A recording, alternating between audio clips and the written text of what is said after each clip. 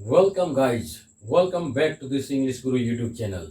And today my topic is use of shall be and will be. तो आज का जो हम लोग का टॉपिक है वो shall be और will be. तो आज हम लोग ट्रांसलेशन सीखेंगे shall be का और will be का इस्तेमाल करके। तो आपका सेंटेंस में देखिए हेडिंग में आपका लिखा है use of shall be will be। इसका सिंपल सा पहचान है, अगर किसी हिंदी वाक्य के अंत में होगा, होगी, होंगे, इस तरह से हम तीन दिए हैं। इसके अलावे भी हो सकता है होगा, होंगे, होंगी के अलावे बनेगा, बनेगी, बनेंगे, बनूंगा, रहेगा, रहेगी, रहेंगे, रहूंगा। अगर किसी हिंदी वाक्य के अंत में हो तो इसका इंग्लिश ट्रांसलेशन बनाते वक्त सब्जेक्ट के बाद या तो शैल बी या विल बी का प्रयोग करके बनाया जाता है।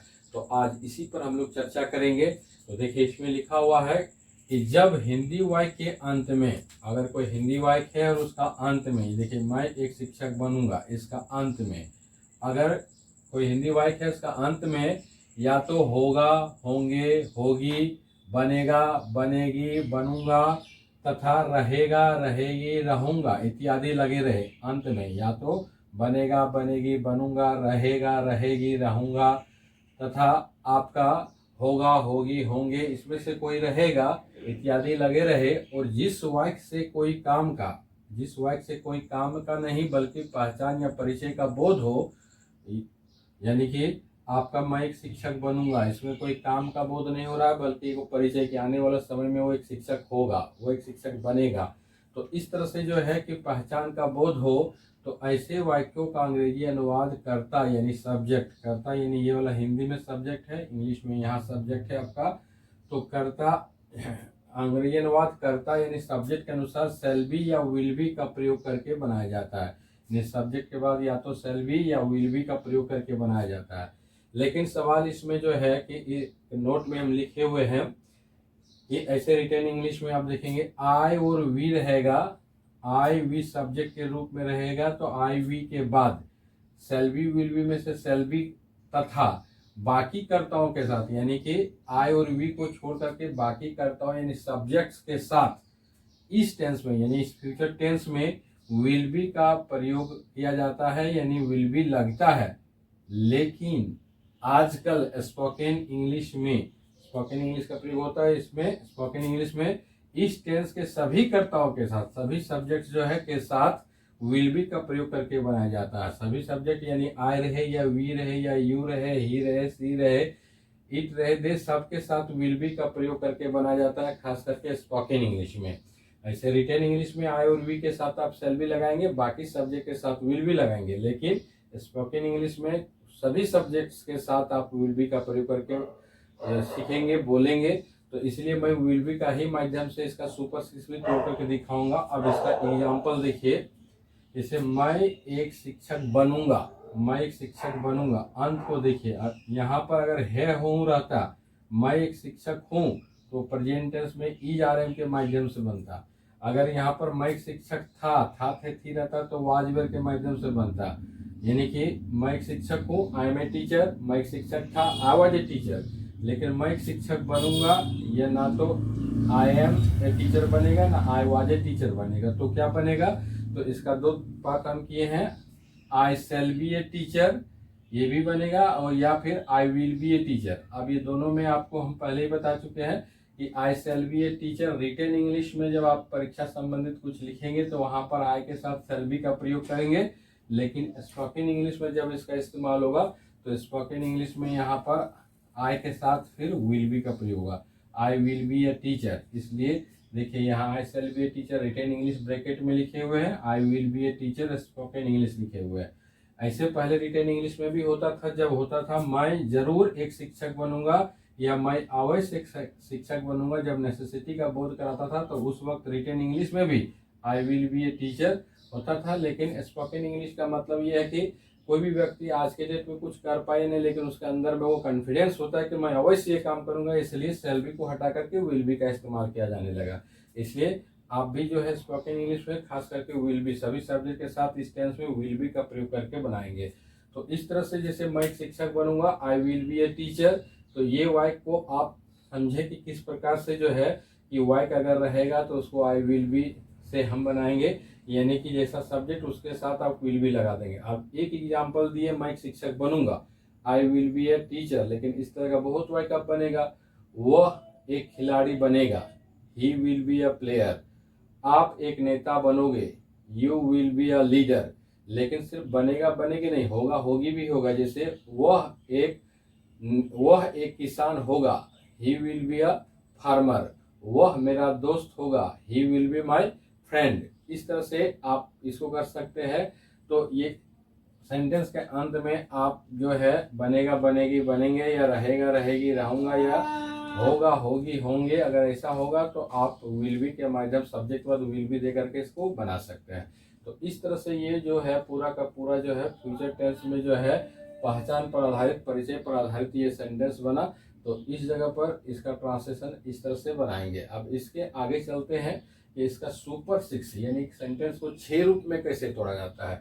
तो अब इसका सुपर 6 को भी हम सुपर 6 सेंटेंसेस को भी तोड़ करके दिखाते हैं। चलिए अब इसका सुपर 6 सीखते हैं, यानी सुपर 6 सेंटेंसेज जो आपका शैल बी विल बी जो हम लोग पढ़ रहे हैं, इसका सुपर 6 सेंटेंसेज यानी एक पॉजिटिव सेंटेंस को फिर 6 सेंटेंस में कैसे तोड़ते हैं। क्योंकि स्पोकन इंग्लिश बोलने के लिए आपको 6 तरह के सेंटेंस को बोलने का जो है कलाकारी आना चाहिए, 6 तरह से उसे तोड़ने के लिए आना चाहिए, ताकि आपका बोलचाल में जब जैसा सेंटेंस का जरूरत हो वैसा सेंटेंस का आप इस्तेमाल कर सके। तो अब चलते हैं इसका 6। जैसे पहला वाला वाक्य क्या है, मैं एक शिक्षक बनूंगा, मैं एक शिक्षक बनूंगा। तो इसका हो गया आई विल बी अ टीचर। हम शुरू में ही बता दिए कि आजकल स्पोकन इंग्लिश में शैल बी का प्रयोग न करके उसके जगह पर विल बी का प्रयोग होता है। तो आजकल सभी कर्ताओं के साथ स्पोकन इंग्लिश में विल बी, इसलिए विल बी के माध्यम से ही इसका सुपर 6 तोड़े हैं। तो मैं एक शिक्षक बनूंगा तो हो जाएगा आई विल बी अ टीचर। तो यहाँ पर आई आपका क्या है, सब्जेक्ट है, और विल आपका क्या है, हेल्पिंग वर्ब है, और ये पूरा का पूरा हम यहाँ पर ऑब्जेक्ट मान लेंगे। ए टीचर ऑब्जेक्ट, लेकिन बी से लेकर ए टीचर तक ये हमेशा लास्ट में रहेगा, अंत में रहेगा। तो इस तरह से सब्जेक्ट, हेल्पिंग वर्ब और ऑब्जेक्ट को लेकर के इस वाक्य को बनाइए। पॉजिटिव सेंटेंस में पहले सब्जेक्ट आएगा, फिर हेल्पिंग वर्ब, फिर ऑब्जेक्ट। मैं एक शिक्षक बनूंगा, आई विल बी अ टीचर। क्या हो गया, आई विल बी अ टीचर। लेकिन इसी का नेगेटिव सेंटेंस, जब नेगेटिव सेंस में जवाब देंगे मैं एक शिक्षक नहीं बनूंगा, तो नहीं देख रहे हैं, नॉट, नहीं, तो नहीं का अंग्रेजी नॉट होगा। तो नॉट को हम बार बार शुरू से सिखा रहे हैं कि स्पोकन इंग्लिश में खास करके इसको शॉर्ट फॉर्मेट में करते हैं प्रयोग, यानी हेल्पिंग वर्ब में नॉट को जाकर के चिपका देते हैं। जहां हेल्पिंग वर्ब रहेगा वहीं जाकर के नॉट चिपक जाएगा, अगर वाक्य में नहीं है तो यहाँ देखिए, जैसे मैं एक शिक्षक नहीं बनूंगा, इसको अगर बनाते फुल फॉर्म में तो I will not be a teacher, लेकिन शॉर्ट फॉर्म विल नॉट का शॉर्ट फॉर्म कर देना है। तो विल नॉट का शॉर्ट फॉर्म क्या होगा, विल नॉट का शॉर्ट फॉर्म वांट होगा। विल नॉट का शॉर्ट फॉर्म विलंट नहीं होगा, विल नॉट का शॉर्ट फॉर्म वांट होगा। ऐसे शेल नॉट का शॉर्ट फॉर्म शांत होता है, लेकिन हम लोग स्पोकन इंग्लिश के मद्देनजर रखते हुए सीख रहे हैं, इसलिए विल का ही प्रयोग सीखेंगे, शेल का प्रयोग नहीं सीखेंगे। तो यहाँ पर विल नॉट का शॉर्ट फॉर्म वांट किया, मैं एक शिक्षक नहीं बनूंगा, तो I want be a teacher, I want be a teacher. तो वहां पर आपका क्या हो गया, वांट लग गया, यानी कि नॉट जाकर के हेल्पिंग वर्ब में चिपक गया। तो इस तरह से क्या हो गया, मैं एक शिक्षक नहीं बनूंगा, यहाँ सब्जेक्ट या हेल्पिंग वर्ब में आपका जो है हेल्पिंग वर्ब में नॉट चिपक गया, फिर बाकी जो है ऑब्जेक्ट के दायरे में चला आया। तो I want be a teacher, तो एक पॉजिटिव सेंस, मैं एक शिक्षक बनूंगा, आई विल बी ए टीचर। मैं एक शिक्षक नहीं बनूंगा, I want be a teacher. तो ये दोनों के बाद फिर हम लोग तीसरा नंबर और चौथा नंबर यस नो क्वेश्चन के अंतर्गत आता है। तो यस नो क्वेश्चन को पहचानने के लिए शुरू से सिखा रहे हैं कि अगर हिंदी वाक्य में शुरुआत क्या से ही शुरू हो, क्या मैं एक शिक्षक बनूंगा, क्या मैं एक लेखक बनूंगा, क्या मैं एक डॉक्टर बनूंगा, तो क्या से शुरू हो तो समझ लेना हो कि यस नो क्वेश्चन है।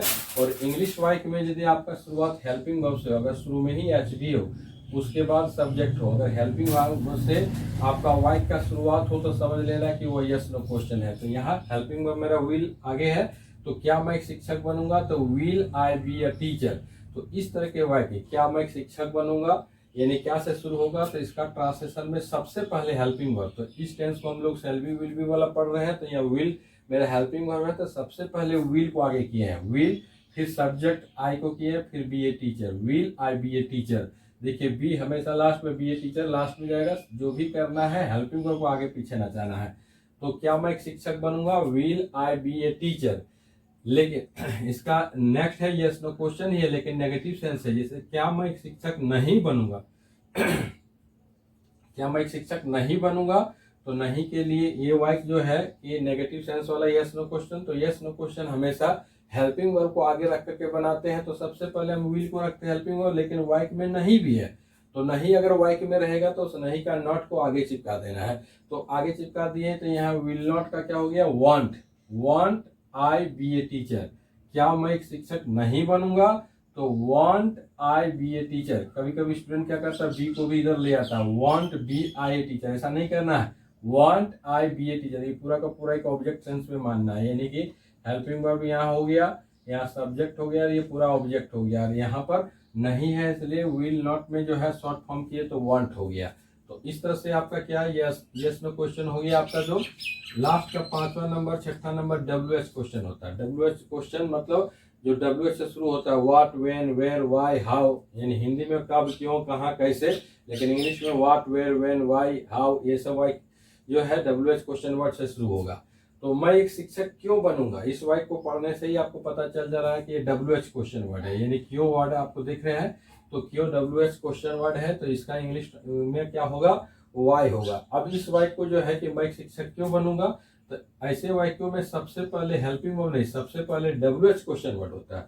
तो सबसे पहले WH क्वेश्चन वर्ड क्या हुआ, क्यों, तो क्यों को पहले रखे वाई, उसके बाद हेल्पिंग वर्ब होता है, यानी सबसे पहले WH को हम रख दिए, उसके बाद क्या रखे, फिर उसके बाद हेल्पिंग वर्ब रखे HV, उसके बाद क्या है कि आपका सब्जेक्ट हुआ और बाकी जो हो गया वो ऑब्जेक्ट के दायरे में चला गया। तो मैं एक शिक्षक क्यों बनूंगा, why will I be a teacher, why will I be a teacher, मैं एक शिक्षक क्यों बनूंगा हो जाएगा why will I be a teacher. लेकिन इसी वाक्य का WH क्वेश्चन का एक नेगेटिव सेंस वाला भी होता है, यानी मैं एक शिक्षक क्यों नहीं बनूंगा, क्यों भी है लेकिन नहीं भी है। तो यहाँ पर क्यों वाले वाक्य के अनुसार सबसे पहले WH क्वेश्चन वर्ड को ही आगे रखेंगे, सबसे पहले किसको रखेंगे, WH को रखेंगे आगे, फिर उसके बाद इसमें भी हेल्पिंग वर्ब आएगा, लेकिन इस हेल्पिंग वर्ब में नॉट चिपका हुआ रहेगा क्योंकि नहीं है, याद रख लीजिए, नॉट, नहीं का नॉट जहां हेल्पिंग वर्ब रहेगा वहीं चिपका देना जा करके। तो यहाँ विल नॉट में चिपका दिए तो यहाँ वांट हो गया, क्योंकि विल नॉट का शॉर्ट फॉर्म वांट होता है। तो यहाँ पर क्या हुआ, WH के बाद हेल्पिंग वर्ब इसे नॉट चिपकाया, फिर उसके बाद सब्जेक्ट है, बाकी सब जो है ऑब्जेक्ट में आ गया। तो मैं एक शिक्षक क्यों नहीं बनूंगा, तो why won't I be a teacher, why won't I be को ध्यान दीजिएगा हमेशा लास्ट में है, why won't I be a teacher. तो इस तरह से ये जो है WH क्वेश्चन वर्ड को जो है WH के माध्यम से बनाए, यानी कि सिंपल सा अगर देखिएगा तो ये पहला और दूसरा हमेशा सब्जेक्ट पहले होता है, फिर HV होता है, फिर तीसरा चौथा में सबसे पहले HV होता है हेल्पिंग वर्ब, और उसके बाद सब्जेक्ट होता है, फिर उसके बाद 5वां 6ठा जो होता है इसमें सबसे पहले WH होता है, फिर हेल्पिंग वर्ब होता है, फिर जाकर के सब्जेक्ट होता है, बाकी ऑब्जेक्ट होता है, यानी number 1 number 2 subject helping verb उसके बाद ऑब्जेक्ट, नंबर 3 नंबर 4 पहले हेल्पिंग वर्ब फिर सब्जेक्ट फिर ऑब्जेक्ट, नंबर 5 नंबर 6 पहले WH फिर हेल्पिंग वर्ब फिर सब्जेक्ट फिर ऑब्जेक्ट होता है। तो इस तरह से ये सेंटेंस जो है सुपर 6 रूप में टूटते हैं। तो इसको आप इजी तरीके से इसको बना सकते हैं, जैसे मैं एक शिक्षक बनूंगा तो आप इसको देखिए, I will be a teacher, मैं शिक्षक नहीं बनूंगा, I won't be a teacher, क्या मैं एक शिक्षक बनूंगा, will I be a teacher, क्या मैं एक शिक्षक नहीं बनूंगा, won't I be a teacher, मैं एक शिक्षक क्यों बनूंगा, why will I be a teacher, और मैं एक शिक्षक क्यों नहीं बनूंगा, why won't I be a teacher. तो इस तरह के एक सेंटेंस का सुपर 6 तोड़ के दिखाएं आप, इस तरह का बहुत वाक्य आप अपने से एक हिंदी सेंटेंस लिख लेंगे, उसका सुपर 6 तोड़ेंगे, और उसके बाद आप उसको प्रैक्टिस भी करेंगे, आईने के सामने बार बार प्रैक्टिस करने बोलते हैं, क्योंकि उसके माध्यम से आपका फ्लुएंसी बढ़ेगा। इसके लिए जैसे कि आप कोई भी एक वाक्य ले लीजिए कि वह एक गायक होगा, अब इसका सुपर 6 इसको देखते हुए बना दीजिए, वह एक गायक होगा, इसका क्या बनेगा super 6, he will be a singer, he want be a singer, will he be a singer, won't he be a singer, why will he be a singer, why won't he be a singer। इस तरह का दूसरा वाक्य आप ले सकते हैं कि आप एक डॉक्टर बनोगे, you will be a doctor, you won't be a doctor, will you be a doctor, won't you be a doctor, why will you be a doctor, why won't you be a doctor। इस तरह का बहुत sentence आप अपने से लिख सकते हैं, उसका सुपर 6 बना सकते हैं। एक बार में अगर समझ में नहीं आ रहा तो वीडियो को दोबारा देख करके आप समझेंगे और फिर सुपर 6 बनाएंगे, और उसके साथ साथ प्रैक्टिस करेंगे। हम तो 2 प्रैक्टिस करके दिखाए, लेकिन ऐसा नहीं कि 2, आप कम से कम 10 20 30 जो है कि आप सुपर 6 बनाए और उसका प्रैक्टिस करते चलिए। देखिए धीरे धीरे आपका फ्लुएंसी बढ़ता चला जाएगा और आने वाला क्लासेज, आने वाला मेरा वीडियो देखते चलेंगे तो इस तरह से धीरे धीरे कब आप एक स्पीकर बन जाएंगे आपको भी पता नहीं चलेगा और आप इंग्लिश स्पीकिंग करने लगेंगे। तो आप अगर मेरा नेक्स्ट वीडियो भी देखना चाहते हैं, इसके बाद जो वीडियो डालेंगे देखना चाहते हैं, आप में से जो मेरे इस चैनल को अभी तक सब्सक्राइब नहीं किए हैं वे मेरे इस चैनल को सब्सक्राइब कर दें और बाकी जो है जिनको भी अच्छा लगे इसको लाइक करें, कमेंट करें और शेयर भी करें। Thank you very much.